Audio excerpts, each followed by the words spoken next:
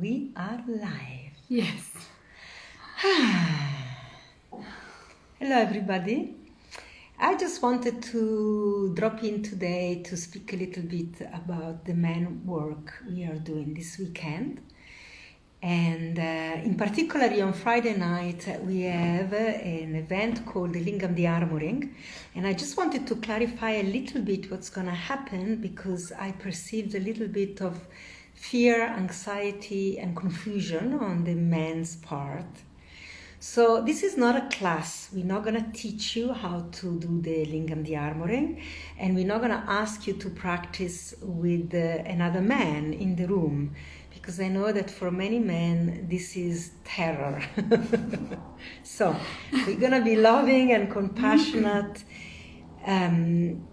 But what is asked of you is just to come to be in a space for men only and witness Olivia offering the Lingam the Armoring to another man. That's all that really is going to happen. I'm going to introduce the evening and I'm going to invite a meditation, so that the whole witnessing of this, the armoring, become a meditation, your own meditation into your sexuality. And so basically all you're going to have to do is to feel everything that get aroused, and to be in the presence of our other man without the need to do anything or have conversation, but just to feel yourself. And this is something that hasn't been cultured in men, to give you the opportunity to just feel the insecurity, the anxiety, the desire, the curiosity, to feel yourself, how your body responds. And that's all really. And in itself, to watch Olivia working with another man will be what we call a transmission, because you're going to receive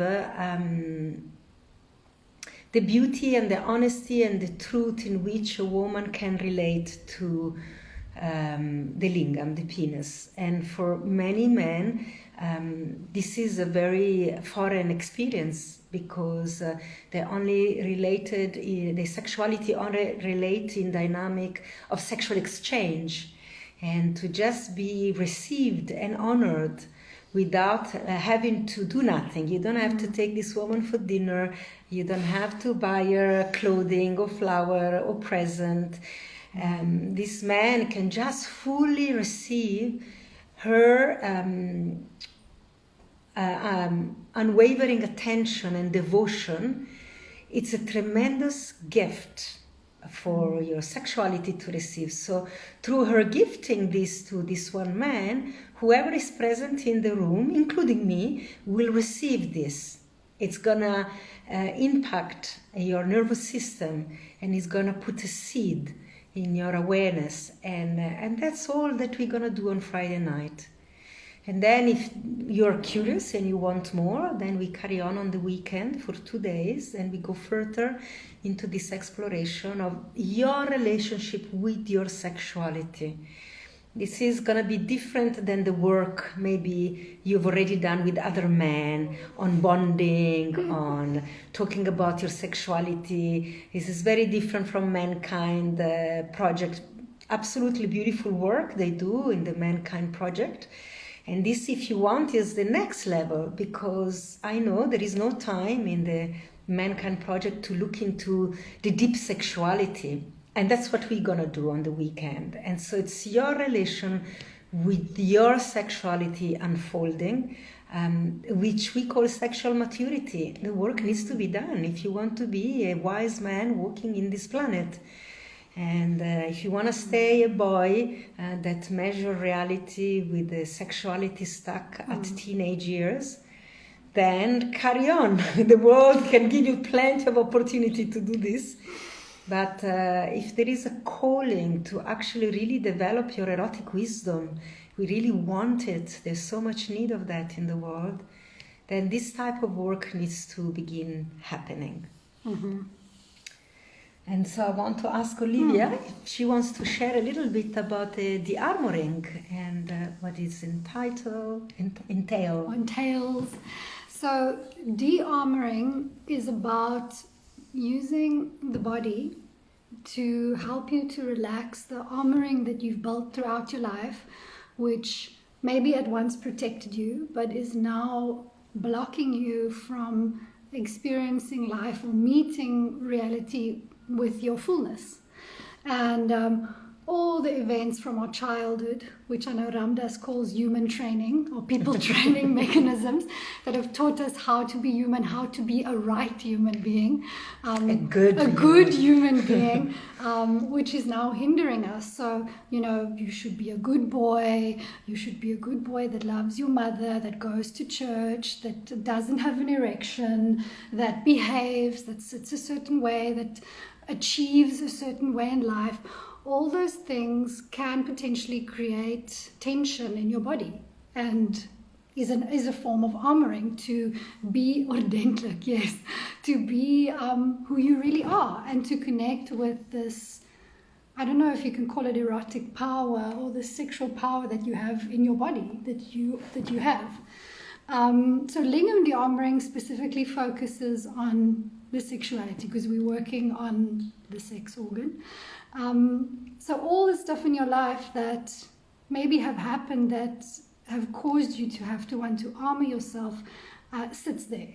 So that could be anything like sexual shame, being told that your sexuality is wrong. It could be not having been ready to have your first sexual experience and then had it. Abuse, sexual abuse can also be one of them. I don't know if you can think comparison, bullying, being bullied for what your lingam looks like, you feeling like, oh, it's not looking like the other boys, being shamed for having an erection at school amongst your friends and always feeling like it's something you need to hide, you need to put away, being scared of the fullness of your sexuality, feeling this full life force going through you and thinking, oh, it's wrong, put it away. All those things and much more can create a block, a stuckness, a wall that you put up to say, no, I don't want that fullness to meet life. And maybe, yes, it was necessary to put those walls up at a stage, but now if you are ready to mature in your sexuality, you want to let them down. You want to experience the fullness of you. So this is an opportunity for the man who will be de-armoring to do that. And it's a meditation, so he needs to participate as much as he wants to, as much as he brings himself to relax into the fullness of his sexuality. And it's an opportunity for you to be part of that meditation. Yeah, I see someone also said circumcision trauma. Yes. Yeah, absolutely. Absolutely. Something was coming up when you were talking and I've lost it. Oh yes, because in the de-armoring practice is what I mentioned before, you get to be loved. Your lingam, your penis get to be loved as it should, as your heart. And in this training of being good person, the training is that you should hate your genital are sinful and they will deviate your right path. And so the default is that we disrespect our own sexual organs. And so in this practice, we bring the awareness and the devotion towards the sexual organs. And so love, it's pure love and presence. Yeah. And it's easy to talk about these things. I mean, a lot of people do work around meditating around your love for your genitals and talking about it but this is actually going there physically in the body, experiencing this love and this attention. And then when you witness it, you can also go into the body of the man and do the meditation with us. Yeah, this is when we go into the transpersonal, the transmission become you. You are that person there, and as much as you make yourself available, the work can penetrate you. And then maybe you can go for your own session if you feel deeply touched and you want to move further in the work. But for Friday night, there's no expectation on the men that are coming.